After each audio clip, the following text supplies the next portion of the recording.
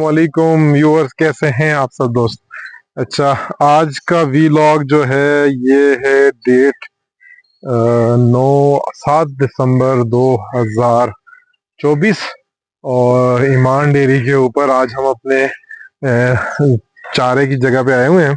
यहाँ पे हम लोगों ने अपनी जानवरों के लिए चारा लगाया हुआ है। और ये बकरियां शकरियां हैं छोटी मोटी हमारे फार्म की अपनी, जो माशाल्लाह अब बाहर निकली हुई चरने के लिए। अच्छा जी, चारा जो है ये बहुत ज़रूरी होता है, जानवरों की फीडिंग का एक बहुत इम्पोर्टेंट पार्ट है।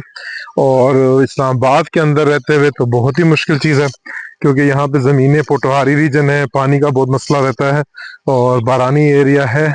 तो वहाँ पे चारा उगाना एक पूरा साइंस है। प्लस ज़मीनें अवेलेबल नहीं होती, क्योंकि हम इस्लामाबाद के मज़ाफ़ात में हैं, तो यहाँ पे ओवरऑल आपको ईजिली ज़मीन अवेलेबल नहीं होती।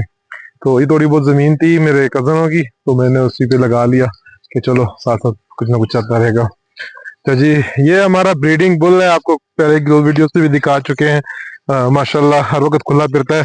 इसकी अनफॉर्चुनेटली माँ मर गई थी पिछले दिनों, तो अब ये बच गया है। अब इसको हम बड़े ना लाड प्यार से पाल रहे हैं। इसको हम बांध के नहीं रखते, खुला फिरता है, बहुत ज़्यादा दूध पीता है और बस अपनी मर्जी का इसका जो दिल करे खा रहा होता है।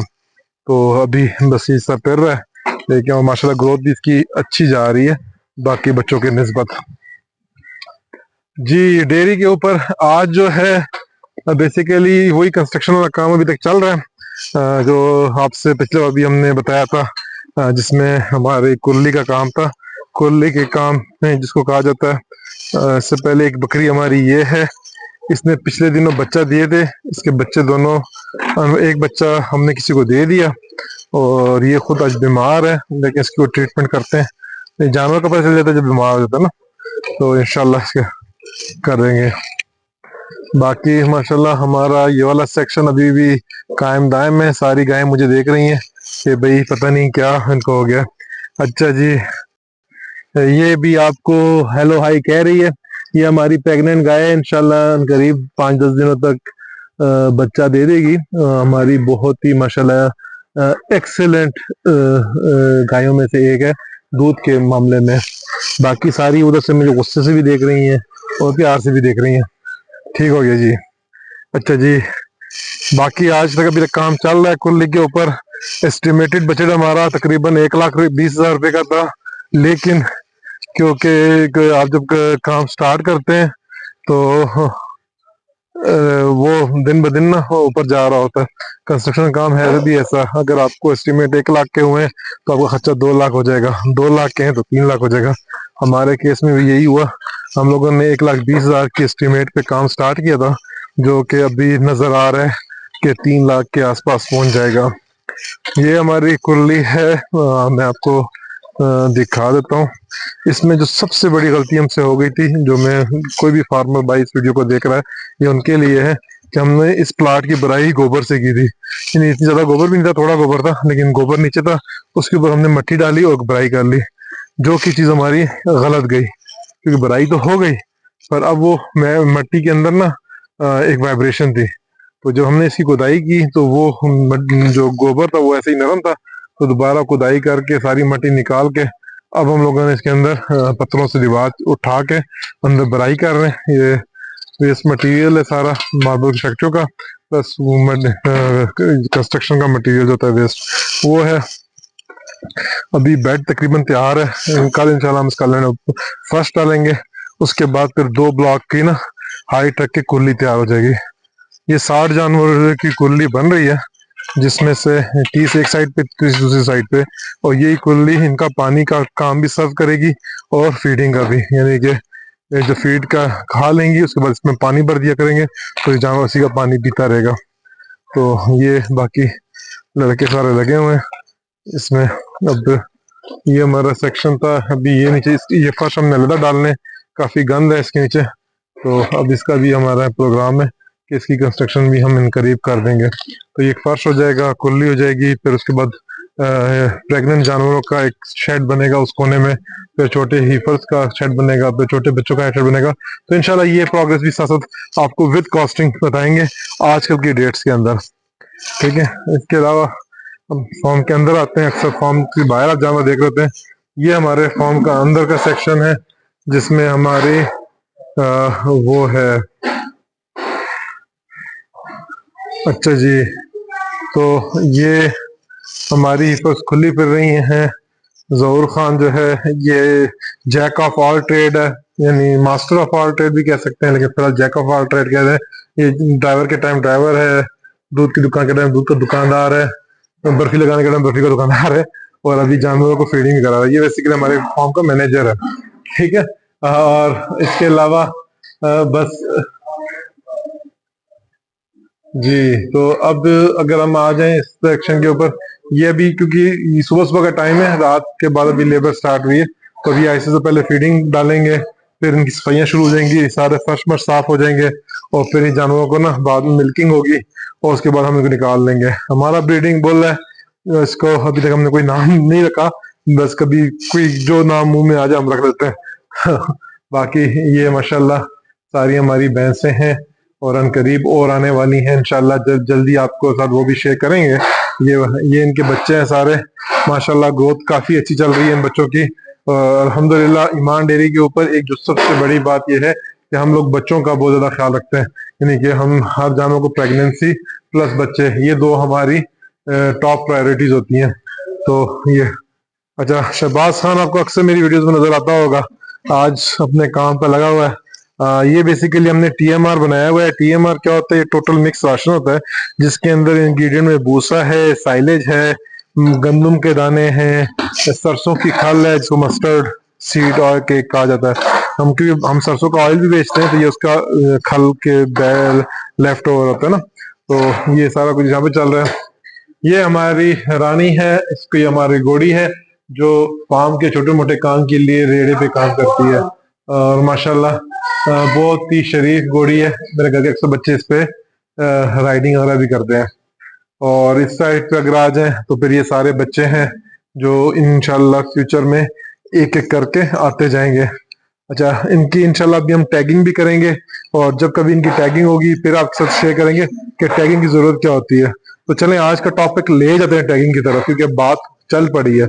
टैगिंग क्या होती है? फार्म के अंदर जो सबसे मुश्किल काम आता है वो ये आता है कि अभी जितने जानवर खड़े हैं ना, अब हम इनको किस नाम से पुकारें, इनका क्या नाम रखें, इनका रिकॉर्ड कीपिंग हम किस तरीके से करें। एक तरीका ये है कि मैं कह दूं ये मेरी भैंस नीली है, वो मेरी भैंस पीली है, वो मेरी भैंस फलानी है, और ये वो फलानी है। तो ये नाम रखना बड़ा मुश्किल हो जाता है। आपके किस जानवर के क्या क्या नाम रखेंगे, कैसे याद रखेंगे। अपने अगर बच्चे 5 हो जाए तो उनके नाम बनने से भूल जाते हैं, तो ये तो फिर भी गाय भैंस है। तो इसके लिए जो जरूरी चीज होती है वो टैगिंग होती है। टैग हर जानवर का एक इंडिविजुअल नंबर होता है, जो इनके कानों पे कान के ऊपर लगा दिया जाता है। तो मिसाल जिस तरह 20 गाय का पुराना टैग 20 नंबर था हमारे फॉर्म पे, और ये 20 नंबर, इसी तरह दूसरी का टैगिंग हो जाती है। जो टैग नंबर होता है उसके अगेंस्ट उसका रिकॉर्ड बनना शुरू होता है, जिसके अंदर उसकी फीडिंग, उसकी मेडिकेशन, उसके दूध की प्रोडक्शन, सारा रिकॉर्ड मेंटेन हो रहा है उस टैग के बुनियाद के ऊपर। जो टैग नंबर है वो जब उसकी ये उसकी आईडी है समझ लें, उसके अगेंस्ट जब इसका बच्चा पैदा होता है, मिसाल ये वाला जो बच्चा है, अब मुझे क्या पता है किस भैंस का बच्चा है। आज तो मैं कह दूंगा कि मेरे फलां भैंस का, कि मैं इधर मौजूद हूँ, लेकिन अगर मैं 2 साल बाद साल बाद आता हूँ तो मैं रिकॉर्ड के अंदर कैसे इसको मेक श्योर करूंगा ये वही बच्चा है। तो इसके कान पे जो टैग लगेगा उसमें पेरेंट की आईडी आ जाएगी, यानी माँ इसकी टैग नंबर 13 है, और जो ये है इसका टैग 17 आ गया।